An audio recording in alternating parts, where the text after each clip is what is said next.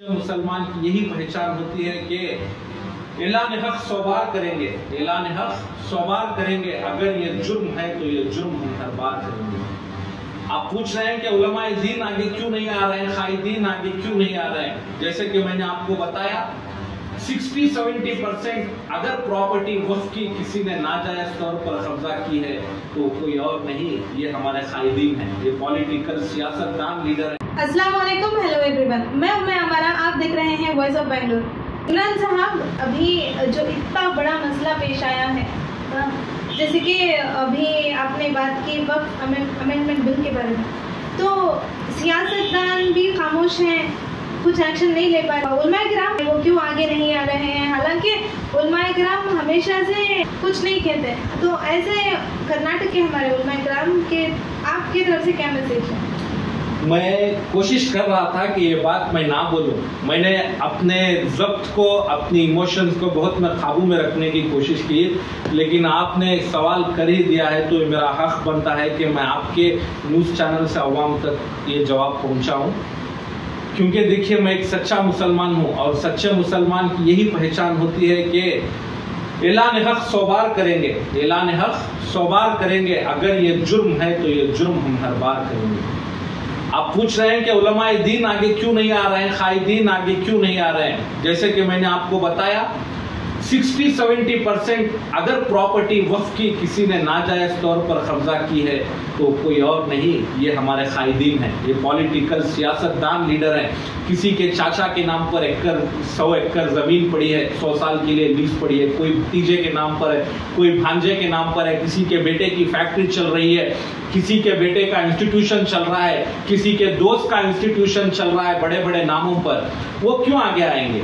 अगर वो आगे आते हैं तो भी सपड़ेंगे, ना आएंगे तो भी सपड़ेंगे कल का रोज, ठीक है।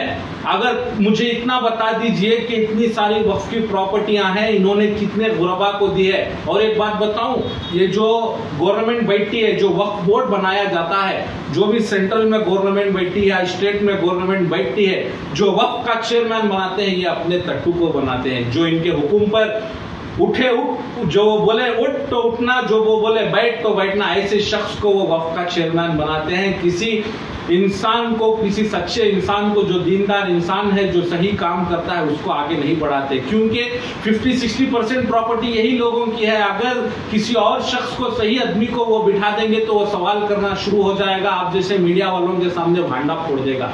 इसीलिए अपने मानने वाले को, अपने चाहने वाले को वहां पर बिठाते हैं लोग, ठीक है।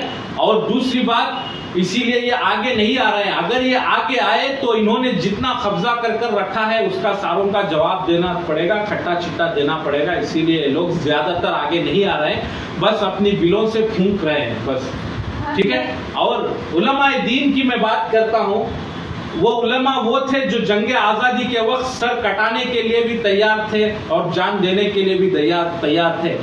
मैं सारे उलमाओं को नहीं बोल रहा हूं और सारे सियासतदानों को भी नहीं बोल रहा हूं, कुछ सियासतदानों को बोल रहा हूं और कुछ दरबारी मौलवियों को बोल रहा हूं। जो दरबारी मौलवी होते हैं ना, जो उनके फेंके हुए टुकड़ों पे पलते हैं, इलेक्शन के वक्त तो आ जाते हैं, मस्जिदों में बड़े बड़े ऐलान करते हैं कि फलानी सियासत पार्टी को वोट दीजिए, सिर्फ वही हमारी हिमायत में है। अल्लाह रसूल के ऊपर उनको उतना भरोसा नहीं होता है जितना पॉलिटिकल पार्टी के ऊपर होता है। लेकिन जब कौम की बात आती है, शरीयत पर तोहमत लगाने की बात आती है, मुसलमानों का हक छीनने की बात आती है, तो कोई दरबारी मौलवी आगे नहीं आता। वरना इनके जो ये आखा लोग हैं ना, इनको जो हफ्ता महीना जो पेंशन वगैरह दे रहे हैं, जो सावरकर को ब्रिटिश वाले जो दे रहे थे हर महीना, इसी तरह इनको भी आती रहती है और ये तनख्वाह बंद हो जाएगी ना। इसीलिए लोग आगे नहीं आ रहे हैं, डर रहे हैं। जो हक व हक पर है, सच पर है, इंशाल्लाह मुझे उम्मीद है वो आगे आएंगे